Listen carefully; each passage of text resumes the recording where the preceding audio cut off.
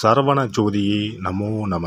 வாழ்க வையகம், வாழ்க வளமுடன். அனைத்து தமிழ் நெஞ்சங்களுக்கும் கனிவான வணக்கங்கள். தென்மேற்கு பருவமழை தொடங்கப் போகும் அற்புதமான மாதம் இந்த ஜூன் மாதம் ஆகும். வைகாசியும் ஆனியும் இணைந்த மாதம், கோவில்களில் திருவிழாக்கள் நிறைந்த மாதம். அப்பேற்பட்ட இந்த ஜூன் மாதத்தில் நடக்க இருக்கும் ஒரு சில கிரகங்களின் பெயர்ச்சிகள் மிக மிக முக்கியமானவையாக கருதப்படுகின்றன. ஒரே சமயத்தில் பல கிரகங்கள் அதிக பலம் பெற்று ஆட்சியாக அமரும் அமைப்பு இந்த ஜூன் மாத கிரக பெயர்ச்சியில் ஏற்படுகிறது. இந்த ஆண்டு ஜூன் மாதம் நடக்கும் பெயர்ச்சிகளில் மிக மிக முக்கியமான ஒன்று செவ்வாய் பெயர்ச்சியாகும். சில மாதங்களாகவே பகை கிரகங்களுடன் சஞ்சரித்து வந்த செவ்வாய் பகவான் தற்போது தன்னுடைய சொந்த வீட்டில் ஆட்சி பலம் பெற்று சஞ்சரிக்கப் போகிறார். ராகுவிடம் இருந்து விலகி தனித்து பயணம் செய்வது பல ராசிகளுக்கு யோகம் கொடுக்கும். ஜூன் 1ஆம் தேதியே செவ்வாய் பகவான் மேச ராசிக்கு இடப்பெயர்ச்சி ஆகின்றார். சுக்கிர பகவான் ஜூன் மாதம் 12ஆம் தேதி மிதுன ராசிக்கு இடப்பெயர்ச்சி அடைகிறார். இது லட்சுமி நாராயண யோகத்தை ஏற்படுத்தும். சூரிய பகவான் ஜூன் 15ஆம் தேதி மிதுன ராசிக்கு பெயர்ச்சியாகிறார். இது ஆனி மாத பிறப்பை குறிக்கும். மிதுன ராசியில் பெயர்ச்சியடையும் புதன் பகவானால் 3 ராஜயோகங்கள் உண்டாகும். சனி பகவான் மாத இறுதியில், அதாவது ஜூன் மாதம் 30ஆம் தேதி வக்கர பெயர்ச்சி அடைகிறார். சனியின் பார்வையில் செவ்வாய், சனி மற்றும் செவ்வாய் ஆட்சி பலம் போன்றவைகளால் சில நெருக்கடிகளை உண்டாக்கும்.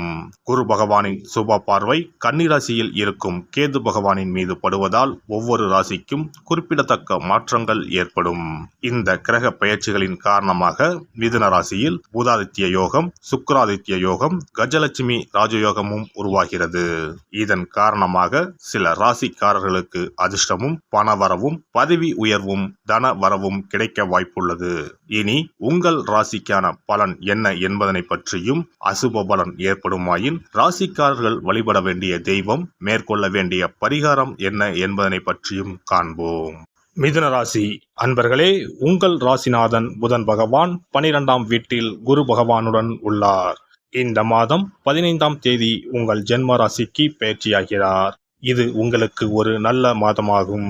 ராசிநாதன் வலிமையாக இருப்பதனால் உடலில் இருந்த பிரச்சனைகள், வியாதிகள் எல்லாம் சரியாகும். மனக்குழப்பம் நீங்கி மனத்தெளிவு உண்டாகும். எந்த ஒரு செயலை ஆரம்பிக்கும் போதும் ஏதாவது ஒரு கவலை இருந்து கொண்டே இருந்தது. அந்த நிலை தற்போது மாறும். முடிவுகளை எடுப்பதில் நல்ல தெளிவும் நம்பிக்கையும் உண்டாகும். எண்ணி இருந்த காரியங்கள் அனைத்தும் நிறைவேறும். ஏற்கனவே உங்களை சுற்றி ஒரு நண்பர் கூட்டமே இருந்திருக்கும். தற்போது இன்னும் புதிய நண்பர்கள் அறிமுகம் ஆவார்கள். 4ஆம் இடத்தில் இருக்கும் கேதுவால் அம்மாவின் உடல்நிலையில் சில பிரச்சனைகள், தேவையற்ற அலைச்சல்கள் இருந்திருக்கும். வண்டி, வாகனம், நிலம், வீடு வாங்குவதில் தடை இருந்திருக்கும். ஆனால் இம்மாதம் குருவின் பார்வை உங்கள் ராசிக்கு 4ஆம் இடத்தின் மீது விழுகிறது. இதனால் இதுவரை இருந்த தடைகள் விலகும். வீடு, மனை, வாகனம் வாங்கும் அமைப்பு உண்டாகும். தாய் வழி சொந்தங்களிடம் இருந்து வந்த கருத்து வேறுபாடு, அம்மாவிடம் இருந்த மனக்கசப்பு விலகும். தாய் வழி பூர்வீக சொத்து இம்மாதம் கிடைக்கக்கூடிய வாய்ப்புள்ளது. கிரகங்கள் அனைத்தும் நல்ல அமைப்பில் உள்ளார்கள். எனவே கெடுதல் நடக்க வாய்ப்பில்லை. சுப செலவுகள் உண்டாகும். விரயம் என்பது சுப நிகழ்ச்சிக்காக மட்டுமே ஏற்படும். வீண் விரயம் ஏற்படாது. நல்ல காலம் ஆரம்பித்து விட்டது. ஜூன் 12ஆம் தேதி ஏற்படும் சுக்கிர பெயர்ச்சியால் புத்திர பாக்கியம் உண்டாகும் வாய்ப்பு உள்ளது. சொகுசான வாழ்க்கையினை வாழப்போகிறீர்கள். ஆசைப்பட்டதை எல்லாம் வாங்கக்கூடிய அற்புதமான காலகட்டம் இதுவாகும். எண்ணங்களை எல்லாம் நிறைவேற்றி வைப்பார் சுக்கராச்சாரியார். பட்ட கஷ்டம் எல்லாத்திற்கும் பலன் தருவதாக இந்த ஜூன் மாதம் அமைய போகிறது. 9இல் சனி பகவான் இருப்பதனால் தந்தை உடல்நலத்தில் மட்டும் கவனம் தேவை. தந்தை வழி உறவுகளிடம் பேசும்போது கவனம் தேவை. தேவையற்ற விவாதங்களை தவிர்ப்பது நன்மை தரும். ராசிநாதன் வலிமையாக இருப்பதனால் கவலைப்பட தேவையில்லை. எதையும் சமாளிக்கும் மனதைரியம் இருக்கும். 10இல் ராகு பகவான் இருப்பதனால் சொந்த தொழில் தொடங்க நினைப்பவர்கள் இம்மாதம் தொடங்கலாம். தொழில் வியாபாரத்தில் அபார வளர்ச்சி இருக்கும்.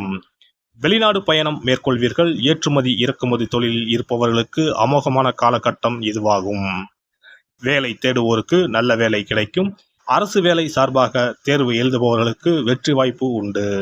பணிபுரியும் இடத்தில் நிம்மதி இருக்கும். பணியிட மாற்றம், பதவி உயர்வு, ஊதிய உயர்வு எதிர்பார்த்து இருந்தவர்களுக்கு சாதகமாக அமையும். வெளிநாடு வேலை கிடைக்கும். வெளிநாட்டில் வேலை புரிவோருக்கு அந்நாட்டின் குடியுரிமை கிடைக்க முயற்சி செய்பவர்களுக்கு இம்மாதம் கிடைக்க வாய்ப்புள்ளது. சரிவர ஊதியம் கிடைக்காதவர்கள் கம்பெனி மாற இது சரியான காலகட்டமாகும். குடும்பத்தில் அமைதி நிலவும், மன நிம்மதி அடைவீர்கள். கடன் பிரச்சனை, பண பிரச்சனைகளுக்கு ஒரு முற்றுப்புள்ளி வைப்பீர்கள். கடனை படிப்படியாக அடைப்பதற்கு வழி கிடைக்கும். புதன், சூரியன், சுக்கிரன் ஆகிய 3 கிரக சேர்க்கையால் ஜூன் 15ஆம் தேதிக்கு பிறகு அமோகமாக இருக்கும். எடுத்த முயற்சிகள் அனைத்தும் வெற்றி பெறும். பண தேவைகள் பூர்த்தியாகும். கையேந்திய நிலை மாறி கொடுக்கும் நிலை உருவாகும். சேமிப்பு கணக்கை ஆரம்பிப்பீர்கள்.